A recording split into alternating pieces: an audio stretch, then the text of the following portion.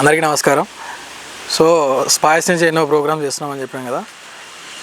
ముఖ్యంగా ఏంటంటే మనకి ఈ యొక్క వనరులని ఏ విధంగా అంటే ప్రకృతి వనరులను ఏ విధంగా మనము సేవ్ చేసుకోవాలని, అంటే ఇప్పుడు మీకు గాలి, నీరు, అదేవిధంగా సూర్యరశ్మి ఏ విధంగా మనం చేసుకోవాలనేది ఉంటుంది. సో ఇప్పుడు ఏంటంటే వాతావరణం ఎప్పుడు ఏ విధంగా మారుతుందనేది తెలియట్లేదు.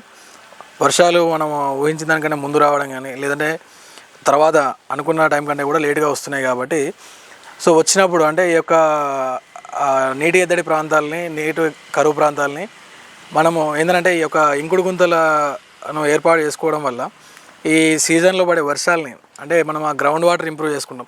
అంటే సహజంగా ఏంటంటే బోర్ బావులు ఇవన్నీ ఎక్కడ ఉంటాయంటే ఆక్విఫైర్ జోన్స్, భూమి పొరల్లో నీళ్లు అనేవి ఇంకినప్పుడు అవి అక్కడ నిల్వ ఉండి ఒక భూగర్భ జలాలు అనేవి పెరిగినప్పుడు మనకి నీటి యొక్క సామర్థ్యం అనేది పెరుగుతూ ఉంటుంది. కాబట్టి తదనుగుణంగా మనము బోర్లు వేసుకున్నా కానీ, లేదంటే పంటలు కూడా మంచిగా ఆరోగ్యకరంగా ఉంటాయి. సో దాన్ని దృష్టిలో ఉంచుకొని మనం ఏంటంటే ఈ యొక్క రెయిన్ వాటర్ హార్వెస్టింగ్, వర్షపు నీటిని ఒడిసిపట్టే విధంగా కూడా మేము నమూనాలను అభివృద్ధి చేస్తూ వస్తున్నాము. సో దాంట్లో భాగంగా మేము వ్యవసాయ క్షేత్రాల్లో కూడా ఎన్నో ట్రెంచెస్ కొట్టి ఈ యొక్క నమూనాని డెవలప్ చేసేటప్పుడే ట్రెంచ్లు కొట్టి మేము ఇంకుడు గుంతలు తయారు చేస్తున్నాము. దాని మీద కూడా ముందు ఒక ఎపిసోడ్ చేస్తాము. సో ప్రస్తుతానికి ఇప్పుడు మనము మా ఇల్లు ప్రాంగణంలో ఉన్నాము. సో ఇక్కడ ఏంటంటే మేము అలా గత సంవత్సరం మేము ఇక్కడ వర్షపాతాన్ని చూసినప్పుడు ఇక్కడ మీరు చూస్తున్నటువంటి ఈ ఏరియా అంతా కూడా ఏంటంటే మొత్తము నీటి ఎద్దడి ఉండి మాకు వర్షం పడ్డప్పుడు మొత్తం మురికి గుంటలాగా ఉండి ఆ నీళ్ళు అనేవి ఆగిపోతూ ఉండేవి. సో ప్రస్తుతం ఏంటంటే మేము ఈ యొక్క వర్షపు నీళ్ళని ఇప్పుడు ఇక్కడ మీరు చూస్తున్నటువంటి గ్రౌండ్లో ఈ ఏరియాలో మొత్తం కూడా మీకు వానాకాలము ఈ యొక్క నీళ్ళు అనేవి నిల్వ ఉంటూ ఉంటాయి. సో అదేవిధంగా ఏంటంటే అవి నీళ్ళు సరిగ్గా ఇంకకపోవడం వల్ల తర్వాత మేము మురికాల ద్వారా బయటికి పంపించేవాళ్ళము. సో ఆ విధంగా కాకుండా ఈ యొక్క మొత్తం బిల్డింగ్ ఏరియాలో పడుతున్నటువంటి నీటిని ఈ కాల్వల ద్వారా అందులో కనెక్ట్ చేస్తున్నాము. దాంతోపాటు ఏంటంటే పిల్లలు వాడుకునేటువంటి వాటర్ కానీ, అంటే ఈ రెగ్యులర్ యూసేజ్ వాటర్ని కూడా వేస్ట్ చేయకుండా ఈ బాత్రూంలో, అదేవిధంగా బయట మేము సింక్ల దగ్గర వాడే వాటర్ని కూడా ఈ ఛానల్ ద్వారా కనెక్ట్ చేస్తూ ఇక్కడ ఇంకుడు గుంతను ఏర్పాటు చేసుకోవడం జరిగింది. మీరు ఒకసారి ఆ ఇంకుడు గుంతను కూడా మీరు గమనించవచ్చు.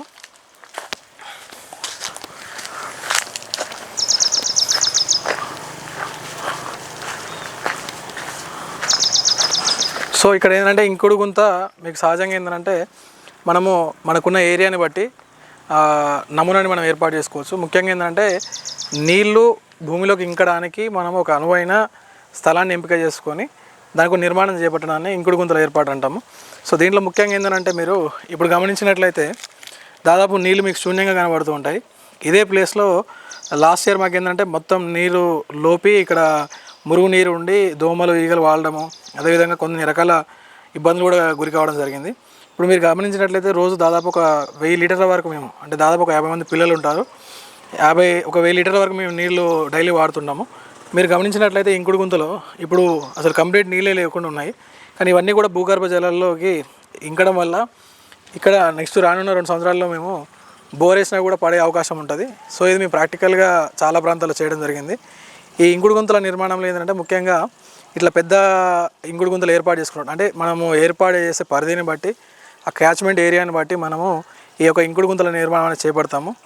మనము మామూలుగా వ్యవసాయ క్షేత్రాల్లో అయితేనేమో ఈ యొక్క ట్రెంచెస్ కొట్టి ఇంకుడు గుంతలు కొట్టి దాన్ని అన్నిటి ఛానల్ కనెక్ట్ చేసుకుంటూ ఎక్కడైతే అవకాశం ఉంటే అక్కడ చెరువులు, కుంటలు తీసుకోవడం జరుగుతుంది.